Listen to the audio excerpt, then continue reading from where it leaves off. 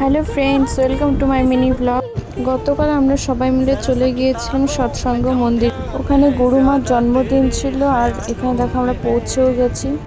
তারপর আমার মন্দিরে গিয়ে প্রণাম করে নিই। আর এখানে দেখো কি সুন্দর মন্দিরটা, একদম রাজবাড়ির মতো। আর তোমরা হয়তো ভাবছো আমরা জঙ্গল দিয়ে কেন যাচ্ছি, আসলে না, আমরা জঙ্গল দিয়ে যাইনি। এই জায়গাটা খুবই সুন্দর ছিল, একটা বাগানের মতো।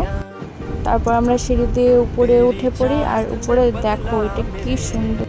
তারপর আমার সাথে যে পুচকুটা গেছিলো ও কিছু আমাকে ভিডিও করে দেয়, ও আসলে আমার দেওর হয়। তারপর ওখান থেকে আমরা প্রসাদ খেতে চলে যাই, কিন্তু ওখানে এত ভিড় দেখে তো আমি চলেই আসি। এখানে আমি বসে থাকি, আমি আর খাই না।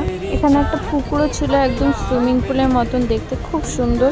তারপর বৃষ্টিও শুরু হয়ে যায়, আমরা বৃষ্টিতে চলে আসি বাড়িতে। আসার সময় আমি সিঙ্গাড়া নিয়ে আসি। তারপর ভিজতে ভিজতে বাড়িতে চলে এসেছি।